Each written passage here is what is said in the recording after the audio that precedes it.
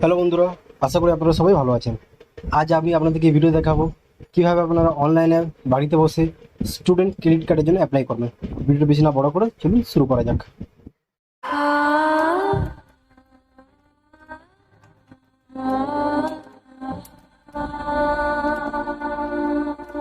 তো ওয়েবসাইটটির লিঙ্ক আমি আপনাকে ডেসক্রিপশনে দিয়ে দেবো। এরপর আপনারা যেটা সচেতন করতে হবে, এখানে স্টুডেন্ট রেজিস্ট্রেশন এই অপশনে ক্লিক করবেন। এখানে ক্লিক করার সাথে সাথে দেখতে পাবেন যেখানে আমার বেশি ডিটেলস দিতে হবে। তো আপনার এখানে আমি আপনাদের দেখানোর জন্য এখানে স্টেপ বাই স্টেপ দিচ্ছি, আপনারা স্টেপ বাই স্টেপ এভাবেই করবেন। তো আশা করি আপনার ফর্ম ফিল আপটি হয়ে যাবে। এখানে আমি নাম, জেন্ডার, ডেট অফ বার্থ একটার পর একটা সিলেক্ট করছি, আপনারাও সেইভাবে করবেন। আর এখানে যেন কোনো ভুল না হয়, এখানে একবার ভুল হলে আপনি ফর্মটি পরে সাবমিট করার পর আর রি-এডিট করতে পারবেন না। তাই আপনারা খুব ধীরে সুস্থে ফর্ম ফিল আপ করবেন। তো নেক্সট, যদি আপনার আধার কার্ড থেকে থাকে আধার কার্ড ইয়েস করে আপনাকে আধার কার্ড নাম্বার দিতে হবে। যদি আধার কার্ড না থেকে থাকে তাহলে আপনি নো করবেন। তারপর এখানে যে প্রেজেন্ট কোর্স স্টাডি, আপনি বর্তমানে কি নিয়ে পড়তে চাইছেন বা কি নিয়ে পড়ছেন। যেহেতু এখন বিএ আন্ডার গ্র্যাজুয়েটের মধ্যে আছেন, তো এখানে ইউজি সিলেক্ট করবো। আপনাদের যদি এর মধ্যে অন্য কিছু হয়ে থাকে তো আপনারা অন্য কিছু সিলেক্ট করতে পারেন। তো আমি এখানে ইংলিশ সিলেক্ট করার পরে নেক্সট প্রোগ্রাম নেম চুজ করব। এখানে তো আমি বি ফার্মের জন্য অ্যাপ্লাই করতে চাই, তো এখানে আমি বি ফার্ম চুজ করে নেবো।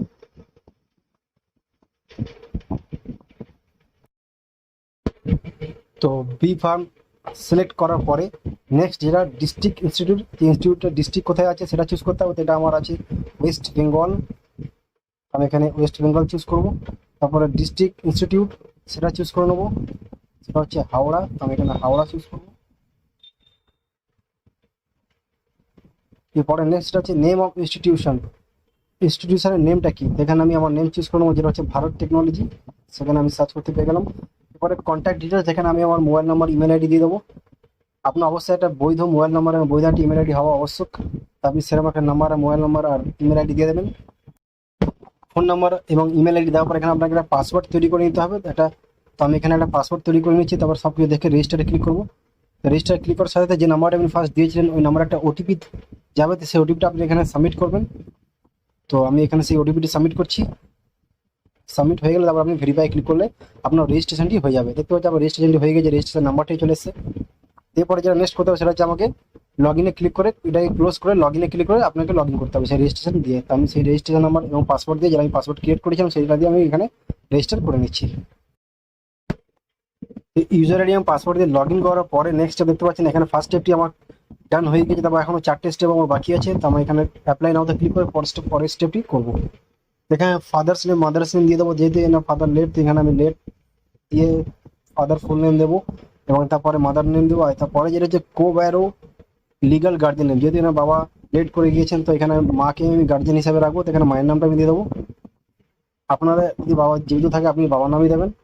এরপরে দেখতে পাচ্ছি মোবাইল নাম্বারটি অলরেডি আমার দেওয়া আছে। তারপর relation with the co barrow, তিনি যেহেতু ওনার মা হন তো মা দিয়ে দেবো। তারপর এখানে স্টুডেন্ট কাস্ট, যদি কাস্ট যদি থেকে থাকে সেটা দেবেন। যদি ফিজিক্যাল হ্যান্ডিক্যাপ থাকে সেটা ইয়েস বা নো করবেন।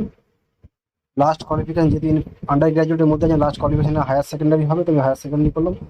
এরপরে যেটা হচ্ছে স্টুডেন্ট প্যান কার্ড, যদি আপনার থেকে থাকে তাহলে প্যান কার্ড দেবেন, না থাকলে আপনাকে নো করে একটা ফর্ম ডাউনলোড করতে হবে। সেই ফর্মটা ফিল আপ করে আপনাকে স্ক্যান করে আপলোড করতে হবে। তো এখানে যদি স্টুডেন্ট প্যান কার্ডটি আছে তো আমি এখানে প্যান কার্ড নাম্বারটি এখানে দিয়ে দেবো। তো স্টুডেন্ট প্যান কার্ড নাম্বার আমি এখানে ইনপুট করছি। এরপরে নেক্সট কো ব্যারো অকুপেশন, ওনার মা কি কাজ করেন সেটা দেবো। তো এখানে উনি ডেলি লেবার, তো আমি এখানে ডেলি লেবার চুজ করবো। তারপরে কো ব্যারো মোবাইল নাম্বার, ওনার মায়ের মোবাইল নাম্বার বা গার্জিয়ানের মোবাইল নাম্বার যেটা সেটা এখানে ইনপুট করবো। তারপর কো ব্যারো কাস্ট, যদি ওনার এসসি ওবিসি বা জেনারেল হয়ে থাকে সেটা চুজ করবো। তারপর কো ব্যারো জেন্ডার ফিমেল। কো ব্যারো অ্যাড্রেস প্রুফ হিসাবে এখানে আধার কার্ড চুজ করে এখানে আধার কার্ড নাম্বারটি দিয়ে দেবো। আপনারা চাইলে অন্য কোনো সাইটও চুজ করে নিতে পারেন, তবে এখানে আধার কার্ডটি সবচেয়ে বেস্ট, তো আধার কার্ডই চুজ করবো। তারপর কো ব্যারো প্যান কার্ড যদি থেকে থাকে ইয়েস করবেন, ইয়েস থাকলে আপনাকে নাম্বার দিতে হবে। যদি না থাকে তাহলে নো করলে একটা ফর্ম ডাউনলোড করতে পারবেন। সেই ফর্মটি ফিল আপ করে আপনাকে স্ক্যান করে আপলোড করতে হবে। তো এখানে আমি কো ব্যারো প্যান কার্ড নাম্বার দিয়ে দিলাম। এরপরে তারপরে সে অ্যাড্রেস, হাউস নাম্বার আপনার থাকলে দেবেন, নাহলে দেওয়া দরকার নেই। এখানে হাউস নাম্বার যেহেতু স্টার মার্ক নেই, আমি এখানে হাউস নাম্বারটি দেবো না। এরপরে স্ট্রিট নেম, এখানে owner street name, pincode, state, state সব স্টেপ বাই স্টেপ চুজ করছি। আপনারা এইভাবে করবেন। প্রেজেন্ট এবং পার্মানেন্ট অ্যাড্রেস যদি আলাদা হয়ে থাকে আলাদা দেবেন, নাহলে সেম থাকলে সেম দেবেন। আমি এখানে সেম দিচ্ছি। তারপরে যেটি আছে কোর্স অ্যান্ড ইনকাম ডিটেলস, এটা খুব একটা ইম্পর্টেন্ট পার্ট, এটা ভালো করে করবেন এই ফর্মগুলোটি। এখানে আমি চাই যে এবার আগে কোনো স্কলারশিপ ফর্ম ফিল আপ করেছে কিনা বা কোনো টাকা পেয়েছে কিনা, তো এখানে যেহেতু ওর কোনো টাকা স্কলারশিপ অ্যাপ্লাই করেনি তার নো করে দিচ্ছি। আর অ্যানুয়াল ইনকাম মাসে 3,000 ধরে ধরে 36,000 টাকা দিচ্ছি। আর কোর্স ফি আপনি যেখানে যে কোর্সটি কিনা অ্যাপ্লাই করেন সেই কোর্সের টোটাল কত বছরের কোর্স এবং কত টাকা খরচা সেটা আপনি একটা ক্যালকুলেট করে নেবেন, বা আপনার যদি ইনস্টিটিউট থেকে কোনো রিসিভ দেয় তো সেটা আপনি দেখে নেবেন। তো আমি সেটাই করবো। তার আগে এখানে দেখে দিচ্ছি এখানে ইনস্টিটিউট দিয়ে কোনো রিসিভ দিয়েছে কিনা, তো আমার ইনস্টিটিউট থেকে একটা রিসিভ দিয়েছে, তো সেটা আমি ইয়েস করবো। যদি না থাকে তাহলে না করবো, ইয়েস করে আপনাকে তার ডকুমেন্টস স্ক্যান করে আপলোড করতে হবে। যেহেতু ডকুমেন্টসটা আমার কাছে আছে তো আমি এখানে সেটাকে ইয়েস করবো।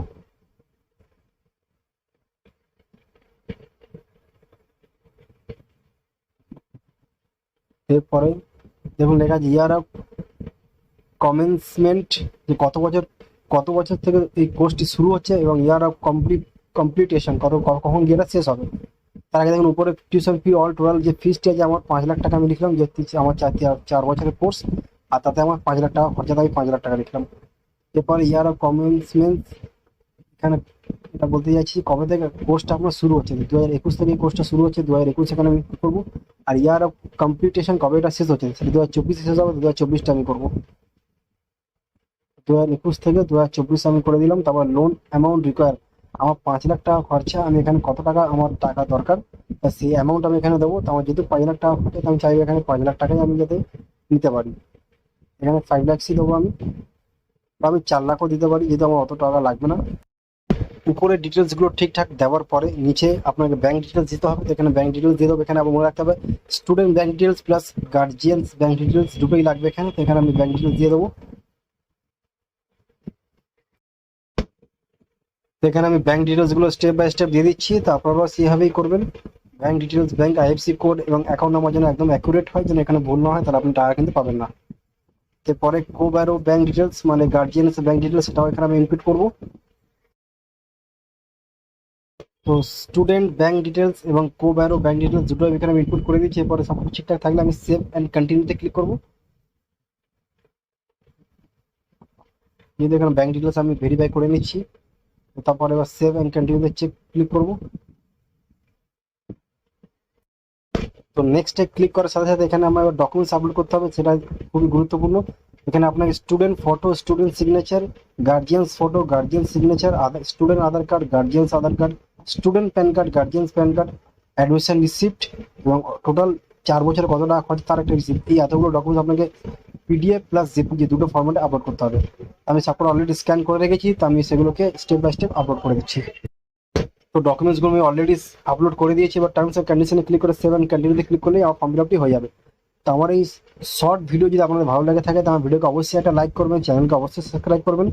দেখা হবে নেক্সট ভিডিওতে।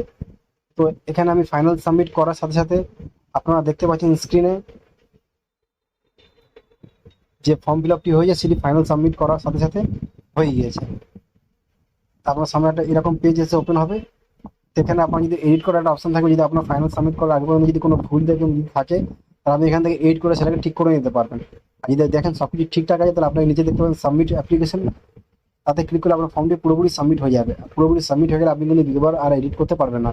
যেহেতু আমি ফর্ম ফিল আপটি খুব কেয়ারফুলি করেছি, তো আমার এখানে ভুলে কোনো জায়গা নেই। তো আমি এই ফর্মটাকে পুরো একবার তবু দেখে একবার ফাইনাল সাবমিটে ক্লিক করবো।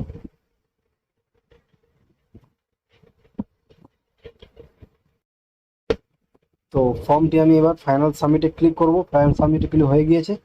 এরপরে দেখতে পাচ্ছি আমার এখানে 4টে স্টেপ সবই ডান হয়ে গেছে। এরপরে 5 নম্বরে অ্যাপ্লিকেশন স্টেটাস এখন সাবমিটেড হয়ে আছে। এরপরে চাইলে আপনি এর একটা প্রিন্ট আউট রেখে দিতে পারেন। তো আশা করি আমার এই ভিডিওটি আপনার পছন্দ হয়েছে। আমার ভিডিও যদি পছন্দ হয়ে থাকে অবশ্যই ভিডিওকে লাইক করবেন, চ্যানেলকে অবশ্যই সাবস্ক্রাইব করবেন। দেখা হবে নেক্সট ভিডিওতে, ততক্ষণ ভালো থাকবেন। Thank you.